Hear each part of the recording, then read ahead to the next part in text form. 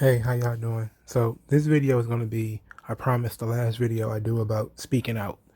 So I'm just going to talk about all the things that speaking out has exposed. And then when I'm done with this, I'm done with it. Hopefully I won't have to talk about it anymore. But these are just some ideas that I thought as I was watching all the things unfold over, the last several hours. So let's talk about part one. It exposed the abusers. Obviously, the people who are legitimately fucked up. Some of them have been exposed, which is a good thing, which was the goal, actually.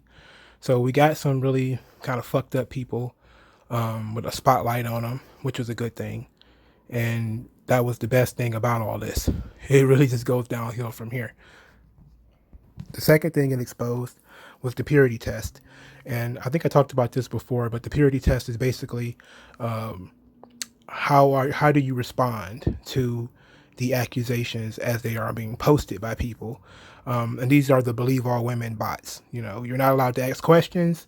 You're not allowed to ask for evidence. You're not allowed to gather information and come to your own conclusion. You just have to believe. And in between exposés, you could say, you started seeing people say things like, don't ask for evidence, don't ask any questions, don't ask, don't do this, don't just believe, just, shut up. We want your sympathy, but we don't want any responsibility for actually having to prove anything. There were people saying like, well, maybe there is no evidence. That doesn't invalidate their story. It's like, well, why are you telling the story if there's no evidence? But that was the second thing that it exposed, is that some people are just bots, and some people want to be pure. And because they want to be ideologically pure, they just believed, because it costs them nothing to post bullshit on Twitter. For you to say, fuck so-and-so on Twitter, it costs you nothing. Person doesn't know you, you don't know them, doesn't cost you anything, so why not? But then anybody who's trying to have an honest conversation was proven to be impure and being an enabler. You're an enabler if you ask for evidence or anything like that. You're trying to protect them. You're being a boys will be boys guy. It was nonsense, right? So the third thing that it exposed was a lot of the fake male feminists, a lot of the SJW sugar pop guys who were, all trying to use their progressivism to get close to women, either by being a trainer or being a mentor or something like that. It also exposed a lot of the fake female feminists as well, because there were some women who were talking about being bullied by other women, even though that was downplayed a lot, but it's there. If you're paying attention, it's there. There've been a lot of people trying to get people to shut up about all the women bullying women stuff. And a lot of the men bullying men too. A lot of the locker room immaturity, all that type of stuff. This kind of goes to the exposing the bullies. But a lot of this stuff has been people who pretended to be pure for a long time, and then when it hits the fan, they're like, well, believe all women, believe all women. Oh shit, they're pointing at me. Don't believe all women. so it exposed that. This is the saddest one, number 4. They exposed a lot of the disloyal people. I saw so many folks, man, who were just turning on their friends, like people who knew maybe knew somebody for a long time, and just instantly with no extra information turn a friend against a friend. Now, to be quite honest, this is a survival instinct, because one of the things, and we talked about this in our AJ Styles CM Punk conversation, is that you're not allowed to stay quiet. You're not allowed to stay quiet and try to figure out what's going on. You have to react as everybody else is reacting. So when everyone else reacts, you're expected to have a reaction too. And then you're criticized if you don't react on everything. I saw one professional wrestler who put out a boilerplate statement. I support the women who such and such. And then somebody was like, well, what about your tag team partner? Or what about this person? What about your favorite promoter or whatever? It's like, it was trying to look for that dagger. Like, please stick this dagger into your friend's back. This is what we want. And people was doing it. And it was sad to see that when the pressure is on, a lot of these people will turn on you. I mean, it's just kind of how it is, right? So, I'm glad to see that kind of exposure, because that means you can't trust the people that you were hanging out with. And, sometimes, again, people have done things that were wrong, but then there were a lot of people who didn't do anything, and they didn't get the benefit of the doubt, even though they may have known somebody personally. They didn't get the benefit of the doubt, and that's kind of fucked up. Number five, it exposed the opportunists, the people who took advantage to just throw logs on the fire. A lot of personal vendettas were aired out. You know, maybe you dumped me in the past, even if it wasn't rape or whatever the hell. It just became, now is the time to jump on. So you had a bunch of people had their names brought up. They didn't actually do anything. You know, there were several people whose names were brought up, and the only thing they've done is maybe cheat on a girlfriend, or they stopped talking to this person over a course of a couple of days, or personal grudges from decades ago. You know, I knew this guy was a piece of shit back in 2004 when he did such and such. It's just opportunism. You know, it's just people who taking the opportunity to force individuals to confront personal grudges, which is the wrong. This is the wrong time for that. But we see that there are people out there who are willing to do this, right? I talked about this before, but number six is it exposed the mob's hypocrisy. A lot of the same people who were talking about how bad it was to be cyberbullied, now they're cyberbullying other people again with very little information. There's a lot of people tweeting at other people angrily. There are people attacking other people who may or may not know this other person. There's a lot of we'll get to that. We'll get to that in a minute. But there's a lot of hypocrisy going on. A lot of people who are imperfect individuals themselves, and who just haven't been caught up yet. But it's just gonna it's exposing a lot of those people. It's exposing a lot of hypocrites out here. People who are all R.I.P. Hana Kimura. Oh my God, cyberbullying is so terrible. And then just 3 weeks later, they like all in somebody's adding them, just going on and on and on about something they only have like half a story or a quarter of a story about. It's nonsense, right? So number seven, it exposes the mob's cruelty. And what I mean by this is that there were a lot of forced capitulations out of this whole ordeal. A lot of people forced into making statements they didn't want to make.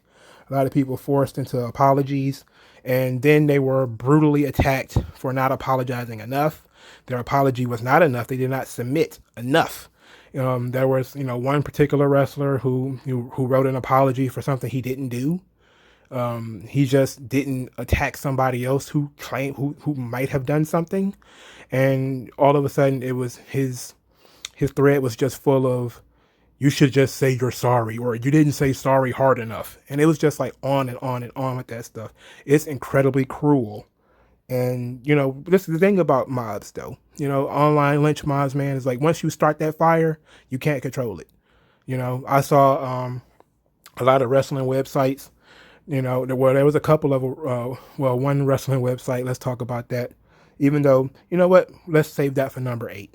Let's continue on this story about the forced capitulation. There was a lot of people who put out statements that probably didn't want to. There were a lot of people who had to put out their little boilerplate legal statements, attacked. Thankfully they kind of smartly enough put out their legal statement and they stepped away. There were other people who they tried to answer questions, and no, that was not going to work. All that forced submission, that's terrible. It's either bend to our will or go away. But the thing is, you're going to get eaten alive anyway. So it doesn't really matter, right? So that was really bad. Number 8, it exposed wrestling journalists. A lot of wrestling journalists have decided that, wrestlers are their friends. And this is actually an idea I stole from some guy on Twitter whose name I can't remember right now. But he talked about the importance of wrestling journalists being professionals and keeping a boundary between them and the people that they report on. And I think that was really so important that, I think his name is Les Moore on Twitter. He goes by @ProWrestling, I think. So I think I just remembered.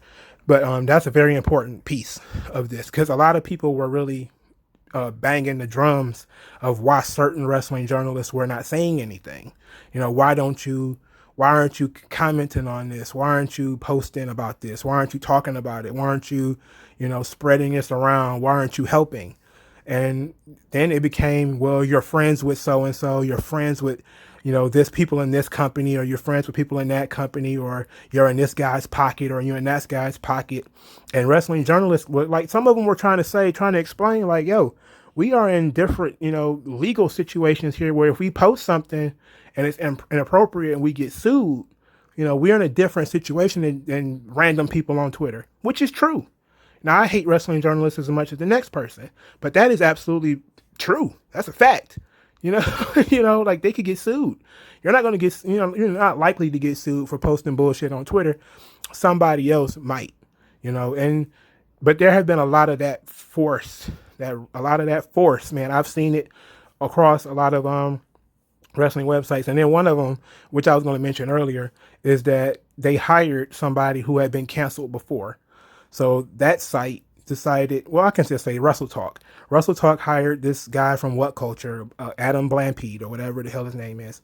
And they put out this boilerplate statement about we stand with the victims of such and such. That wasn't enough. They wanted to know why this guy who had been canceled for, whatever, was working there. Why is he working there? He should be fired again, even though he didn't actually do anything this time. This goes back to the cruelty argument, right? He should be double punished for something he only, he should be double punished. He should never be able to work again. He should be able to get out of here, and wrestling journalists have to kind of deal with that because they do know this guy personally and they're trying to vouch for him personally, but they don't have no truck with the mob. They don't have no control over the mob. Okay. So either they're going to bend the knee or they're going to take the L. Now, a lot of wrestling journalists over time, of course, as information started to come out, they started to write their little stories or whatever, which was the smart thing to do, was to wait for it to die down. Anybody who tried to keep up probably fucked up a lot, but then nobody cares anyway because nobody really, who's the governor of wrestling journalism? Who really gives a shit if they fuck up? So number 9, and this is my last one, is that it exposed the companies. It showed us how professional a lot of these promotions are, not just WWE and AEW, but all of the other smaller promotions. Some people capitulated immediately. They released everybody. There were people quitting from their jobs. Dave Lagana quit from the NWA. There was, certain people who was, I think the guy who was creative for Progress, he quit, even though he didn't do anything. It was just, he was just so somber that a lot of his friends were brought up in allegations. He could have stayed by them, but he didn't, but whatever. But it just shows you how professional certain companies are.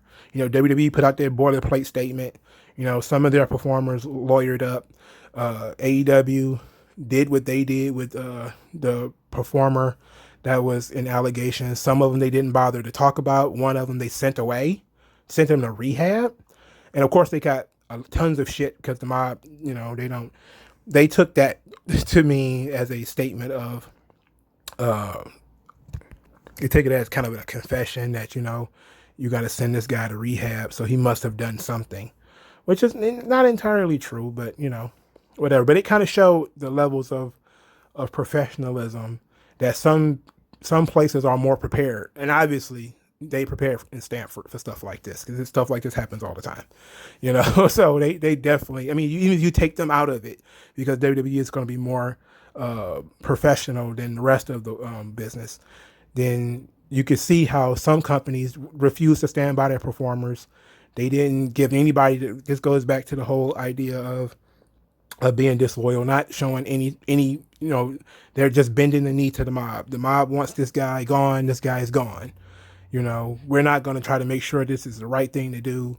We're not going to do anything. We're just going to kindly walk away and hope that the mob, doesn't attack us. And for some of them, it worked because the mob patted them on the head. They got head pats that you were the good boys because you just jumped at when we barked. You jumped. So, but that's all the things that I noticed from this whole speaking out thing. What were some of your takeaways from it outside of individual stories? What were some of the patterns that you noticed? Let me know in the comment section, and I'll talk to you guys later.